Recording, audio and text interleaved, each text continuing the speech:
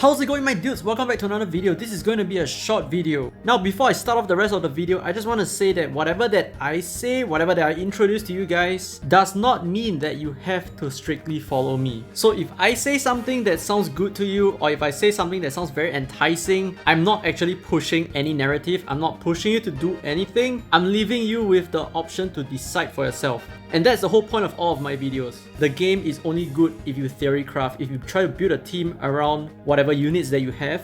And to me, it's really much like solving a puzzle. I just want to entice you a little bit, show you what's out there. Clearly, we are talking about something that is very, very controversial in a sense because you want to save your beats for summons, right? Who cares about summoning for armaments? However, there are a few armaments that I would like to talk about because these are actually quite OP.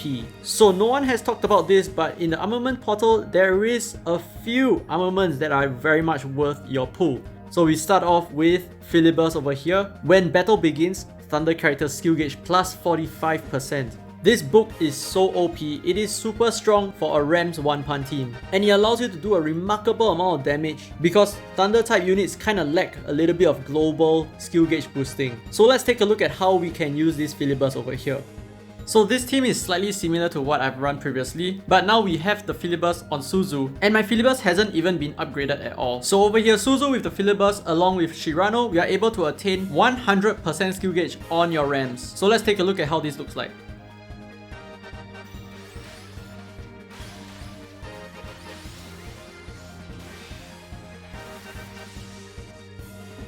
Instant nuke and the boss is down. Now this can actually get a little bit faster if we upgrade the Philibers by one more level. That would give Rams a full 100%. Currently she's at about 95%. Now next up we have the Book of Lies. Okay, and this is also another skill gauge book. When battle begins, own skill gauge plus 80%. This book on its own is really insane. However, in order for it to attain 80%, you will need to max it out, which means you need to summon quite a few times. Thankfully, it is only a 3-star book.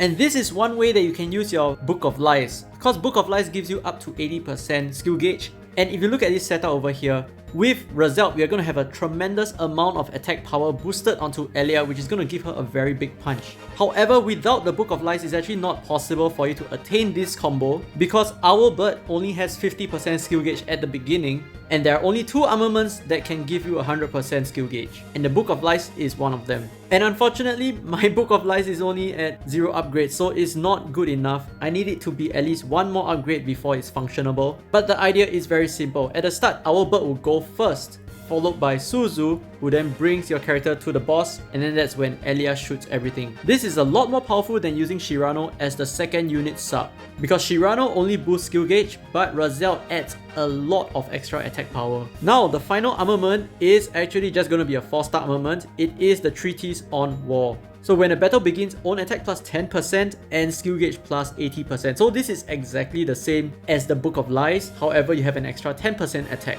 So any comp that you use the Book of Lies on, you can definitely use a Treatise on War. And I assure you there are many different lineups that you can use these books. There are some one-pun guides out there, like you can one-pun Lich, and you will need to use the book.